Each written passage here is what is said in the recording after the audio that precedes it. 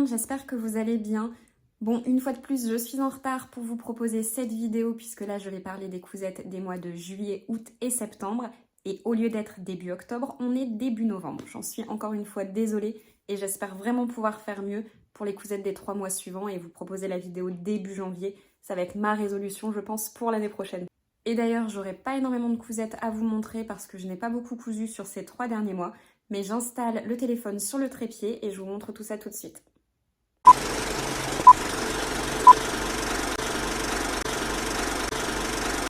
Et c'est parti! Alors pour débuter les 3 mois de couture de juillet, août et septembre, j'ai commencé par un duo puisque j'ai réalisé un haut avec une jupe. Ce haut et cette jupe sont issus de kits qui proviennent de chez Fier comme un pan. Alors, Fier comme un pan, malheureusement, a fermé, mais je trouvais le concept plutôt sympa puisqu'il proposait des kits dans lesquels vous aviez donc le tissu qui était proposé, le fil, les boutons si besoin, le thermocollant et toutes les pièces étaient entièrement coupées. Donc, il n'y avait plus qu'à réaliser la partie couture, à passer une fois en machine le vêtement pour qu'il trouve sa taille finale et puis après à en profiter. Et du coup, j'avais craqué à ce moment-là sur donc le top Elvire et la jupe mordante, mais je vais vous montrer ça tout de suite. Alors voici le petit ensemble porté. Donc malheureusement, comme d'habitude, je n'ai pas suffisamment de profondeur pour pouvoir vous montrer la jupe jusqu'en bas, mais je vais vous mettre quelques photos ici du shooting que j'avais fait avec Fier comme un pan pour que vous puissiez voir le détail de la jupe. Il s'agit d'ailleurs du modèle mordante que proposait Fier comme un pan. C'est une jupe portefeuille avec un volant qui vient faire tout le tour de la jupe et une ceinture intégrée qui vient se nouer pour fermer la jupe en tant que telle. Ce modèle n'est malheureusement plus proposé, mais je vous ai trouvé un modèle qui ressemble chez le Camélia Rose. C'est la jupe azalée et vous allez voir dans les versions que propose le Camélia Rose, vous en avez une justement avec le volant qui vient faire tout le tour de la jupe et la ceinture qui vient se nouer sur le côté qui est intégrée directement dans la jupe. Ce qui vous permettra, si vous aimez ce modèle, de le réaliser également. Au niveau du tissu, donc il s'agit tout simplement d'une viscose à pois. Alors j'en ai pas retrouvé ailleurs avec des tout petits pois comme ça, mais je suis sûre qu'en cherchant sur internet, vous trouverez sans problème votre bonheur. Et puis comme d'habitude, je suis venue au niveau de la finition du volant effectuer un petit rouloté, parce que vous le savez maintenant, j'adore les finitions roulotées. Et pour ce qui est du top, il s'agit du patron Elvire qui était à la base proposé par l'entreprise Lou et Antoinette qui a également fermé. Donc du coup, le patron est plus disponible à la vente. J'ai vérifié sur internet, je ne l'ai pas retrouvé. Je vais passer un pantalon vite fait juste pour vous le montrer en entier. Et je vous parle des patrons que j'ai trouvés qui pourront vous permettre d'avoir un haut avec cette encolure asymétrique. Voici le rendu du top Elvire en entier. C'est un top qui était ajusté au niveau de la taille. Il n'est pas du tout bouffant dans le bas. Il vient vraiment épouser les formes et je trouvais ça plutôt sympa. Au niveau de l'encolure, vous avez cette asymétrie qui est proposée. Et en termes de détails, vous avez 3 petits plis ici. Pour ce qui est de la manche, donc elle est ouverte juste en dessous. Elle ne venait pas se fermer et c'est ce qui permettait d'avoir ce joli tombé au niveau de l'épaule. Et comme je vous le disais juste avant, ce patron n'est malheureusement plus disponible. Donc je vous ai trouvé d'autres patrons qui vous permettront d'avoir cette asymétrie au niveau du haut. Vous avez déjà celui de la robe Amandine qui est proposé par Atelier des Premières, où vous avez cette asymétrie et les 3 petits plis au niveau de l'épaule de ce côté-là. Pour ce qui est de la manche, elle propose soit sans manche, soit un modèle avec une manche bouffante et un poignet resserré qui est vraiment magnifique. D'ailleurs, je pense que c'est un patron que je prendrai par la suite. À la base, c'est une robe qui est légèrement évasée, taille empire, je pense qu'on appelle ça comme ça, dans le bas. Mais vous avez la possibilité de partir sur quelque chose de droit et de l'arrêter avant pour en faire un petit top comme celui-ci. Le second patron que j'ai trouvé avec cette encolure asymétrique, c'est celui proposé par Popeline et Limon. Il s'agit du patron de la robe atypique, où vous avez également cette encolure asymétrique. Vous ne retrouverez pas les plis à ce niveau-là. Par contre, au niveau de la manche, vous avez une manche qui sera bouffante au niveau de l'épaule avec un jeu de plis qui est plutôt sympathique. Et même chose, du coup, vous pouvez la couper plus haute pour pouvoir vous réaliser ce top.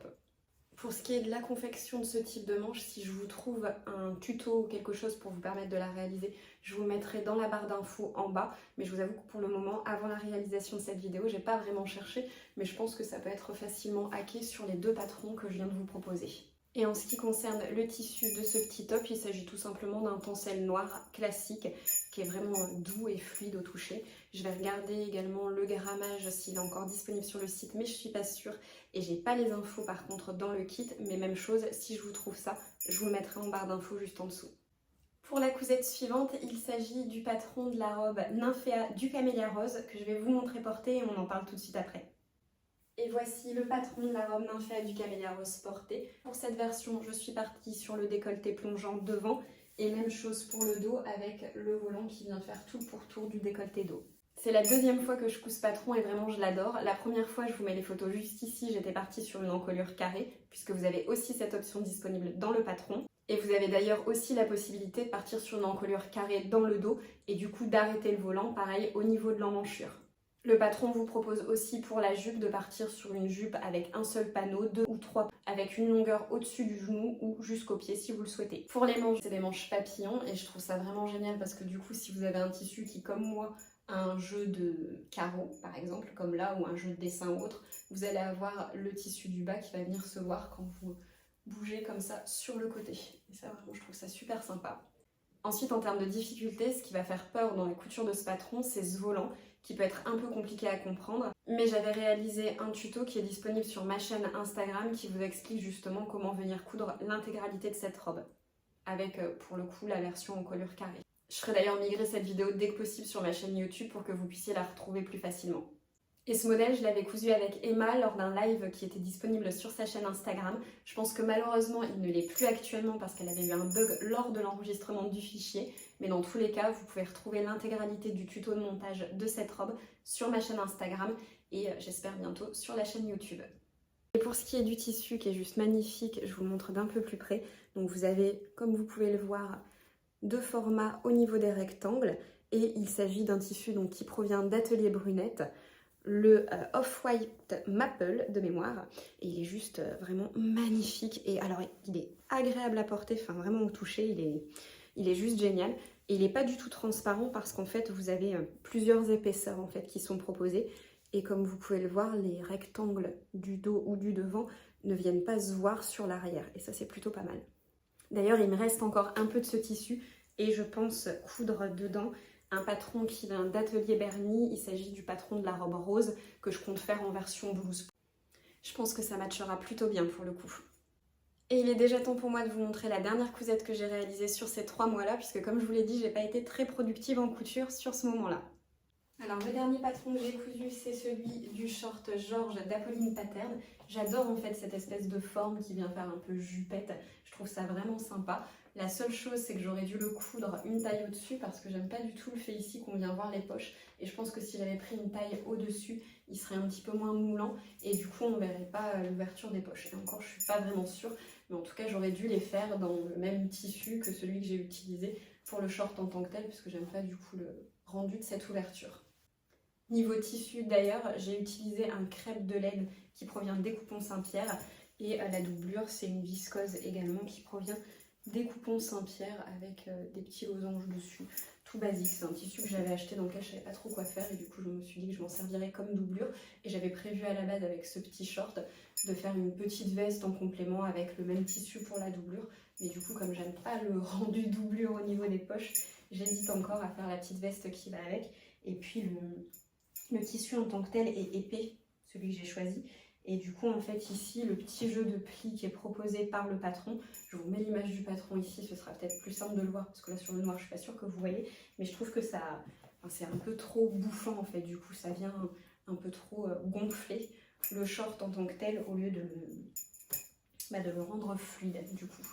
Et le rendu, j'avoue que je suis pas forcément fan, quoi. J'hésite vraiment à garder ce short ou à me dire, bah tant pis, je le laisse. D'ailleurs, j'ai pas fait toutes les finitions parce que vous avez les finitions ici à faire à la main et j'ai encore la partie finition à la main à réaliser. Et comme je suis pas totalement convaincue par le rendu dans ce tissu, j'ai pas encore fait les finitions pour pouvoir vraiment le porter, pour être honnête avec vous. N'hésitez pas du coup à me laisser d'ailleurs vos avis en commentaire sur ce que vous pensez de ce petit short que je porte là. Mais en tout cas, le patron, je l'ai trouvé vraiment super sympa. En plus, vous avez un tuto qui est proposé par Apolline Pattern sur sa chaîne YouTube pour vous permettre de vous aider dans toutes les étapes de la réalisation. Et ça, je l'ai déjà dit plusieurs fois, mais moi je suis fan des tutos qui sont proposés avec les patrons parce que je trouve que vraiment, pour les réaliser, c'est ce qu'il y a de mieux, qu'on débute ou qu'on ne débute pas d'ailleurs. Je trouve que c'est pareil, c'est toujours sympa de pouvoir s'aider et s'appuyer d'un tuto pour les étapes où on sèche un petit peu comme on dit. Je l'ai enlevé pour vous montrer d'un peu plus près le pli dont je vous parlais. Je trouve que là, le rendu, on est mieux, on le voit beaucoup mieux. Mais je pense que vous pouvez le voir aussi d'ailleurs sur le tissu. Comme le tissu est un peu épais, le pli rend pas forcément bien et ça devient un peu disgracieux en fait au porté. Et je vous montre aussi d'un peu plus près le tissu que j'avais choisi pour la doublure, qui provient aussi du coup des coupons Saint-Pierre. Et les deux tissus par contre sont super agréables et super sympas. Mais je pense que pour ce short là, c'est pas forcément les tissus qui matchent et les tissus adaptés. Donc je vais le refaire je pense dans un tissu un peu moins dur, un peu moins épais en fait. Et c'est ce que je vous conseille aussi de faire pour éviter d'avoir ce rendu un peu rigide en fait du patron en tant que tel. Mais sinon comme je le disais, le patron est super simple à coudre grâce au tuto que propose Apolline sur sa chaîne YouTube. Et j'ai déjà fini du coup de vous parler des cousettes que j'ai réalisées sur ces 3 mois. Comme je vous ai dit, j'ai pas été hyper productive en couture. Par contre, j'en profite quand même pour vous montrer un petit truc que j'ai fait qui reste proche de la couture puisqu'il faut quand même du fil et une aiguille pour le réaliser. Et il s'agit de la petite pochette à téléphone portable que propose en kit Pigeon Coq, que j'ai adoré réaliser. Et je trouve que vraiment elle est top de chez top. Donc là, je pourrais pas vous montrer ce que ça donne avec un téléphone portable dedans. Mais en tout cas, elle est adaptée même à l'iPhone 13 que moi j'ai pour le coup. Donc elle est vraiment assez grande. Et mon iPhone passe avec la coque autour. Et j'adore en fait le rendu, c'est super pratique. Et vous avez aussi un petit pli à l'arrière pour glisser votre carte bleue. Moi, j'y glisse ma carte de métro quand je suis sur Paris. Je trouve ça plutôt pratique d'avoir accès et à mon téléphone et ma carte de métro. Et vous voyez, donc vous avez quand même une petite couture à réaliser en fait juste ici, qui est un point sellier à réaliser à la main avec le fil qui est proposé dans le kit et une aiguille. Et c'est un point qui se fait assez facilement, les explications sont assez claires dans le kit. Le cuir, il est juste magnifique, vous avez plusieurs coloris qui sont proposés. Et puis, il faut juste penser à un petit truc à venir coller avec une colle à bijoux ou autre, les petits ronds qui sont ici, pour éviter que ça ne s'enlève par la suite au fur et à mesure du frottement avec les vêtements. Mais voilà, je trouve cette pochette trop sympa. De toute façon, j'adore leur kit. J'avais réalisé aussi de chez eux le sac à main de la box 1. Je vais vous le montrer. Alors en plus, dans le kit pour les sacs à main, vous avez un petit pochon qui est glissé avec écrit fait avec fierté, ce qui permet par la suite de ranger votre sac à main et de le protéger puisque c'est aussi du cuir et c'est un cuir assez qualitatif. Et même chose, donc ça vous est proposé en kit avec tout le matériel nécessaire pour le réaliser. La seule chose que vous avez besoin en plus, c'est de mémoire un marteau et une planche en bois pour donner les coups de marteau dessus. Et voilà ce que donne le petit sac en question. Donc il se porte du coup en bandoulière sur le côté comme ça. Et vous avez donc, je vous montre de plus près, le petit anneau pour ouvrir. Et le sac se présente comme ça et même chose en fait du coup pour le réaliser vous avez besoin de faire la couture sur le côté avec le fil qui est proposé et même chose c'est un point sellier qui se réalise hyper simplement. Vous voyez, vous avez à le faire juste sur tout le pourtour pour pouvoir réaliser le sac. Ça prend une petite heure je dirais. Et le rendu, enfin voilà, il est juste magnifique. J'adore ce sac à main, je le porte très régulièrement et je le trouve vraiment super sympa. J'alterne d'ailleurs entre ce sac à main là et le sac à main que j'avais réalisé lors d'un atelier que j'avais fait sur Paris, puisque vous avez aussi la possibilité de réaliser chez eux, alors à Paris ou à Lyon, parce qu'ils ont d'ailleurs 2 boutiques, des sacs à main, pas sur les mêmes modèles que les kits, c'est d'autres modèles qui sont proposés en boutique. Je vais vous montrer celui que j'avais fait. Même chose en boutique, vous repartez avec le petit pochon pour protéger le sac à main par la suite. Et voilà, moi j'étais partie sur le modèle Nadine version grand, dans un cuir donc noir lisse pour le milieu et un cuir noir texturé pour les deux côtés. Et puis après vous avez la possibilité de le customiser en venant mettre des petits clous à ce niveau là ou même ailleurs sur le sac et en venant mettre des angles pour protéger le cuir à ce niveau là et pour faire aussi une jolie finition. J'avais fait d'ailleurs un petit réel, je vais vous le remettre ici parce que je trouvais ça juste trop amusant pour montrer un petit peu les différentes étapes de confection du sac sur place. Et vraiment c'est un atelier que j'ai adoré faire, enfin, c'est super sympa. Et j'y suis retournée d'ailleurs avec une amie au moment du salon CSF pour qu'on s'en fasse un toutes les deux. Et elle a adoré également, enfin vraiment c'est super sympa et vous avez grâce à ça un sac qui est un modèle unique pour le coup quand vous allez en atelier. Voilà le rendu de ce sac à main là aussi. Alors j'aime beaucoup les sacs en bandoulière comme vous pouvez le voir. Et au niveau de la chaîne, j'étais partie sur une chaîne que j'avais choisi de doubler.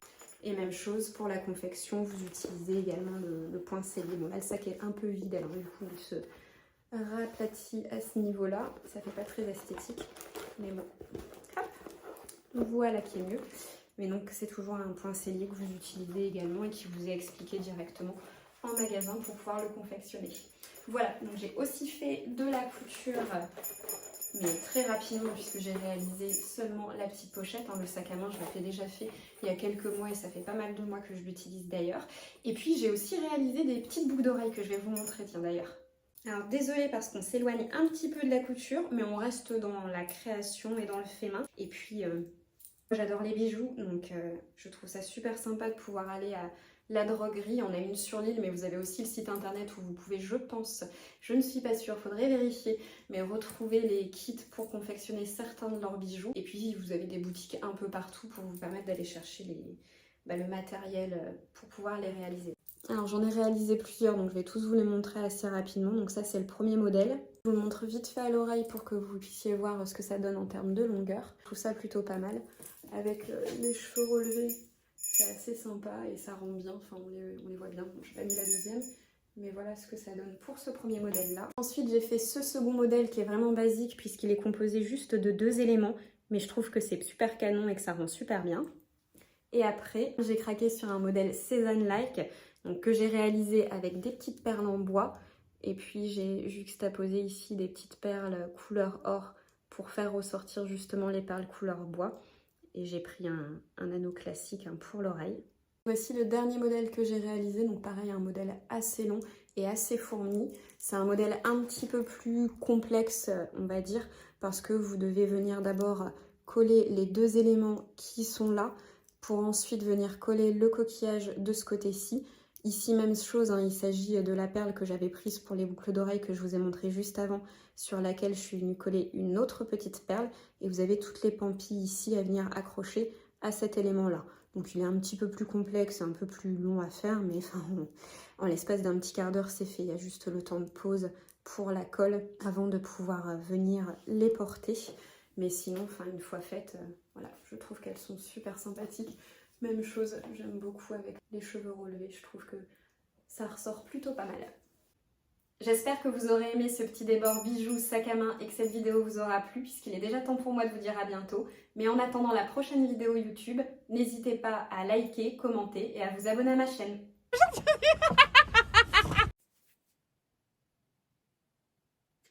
Et c'est parti, alors je vais pas forcément vous reposer. C'est plus ce que je vais dire.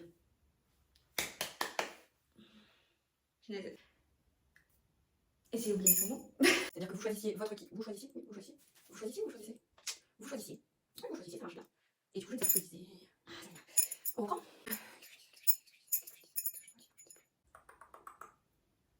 C'est quoi ce truc qui clignote là? Ah, c'est le blouton. Ok.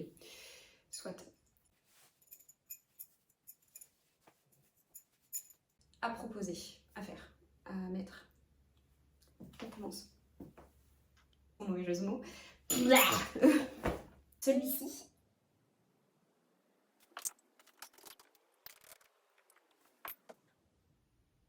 C'est la jupe azalée et vous allez voir dans les versions que propose. Comme moi je l'ai choisi. Je ne l'ai pas proposé, je l'ai choisi.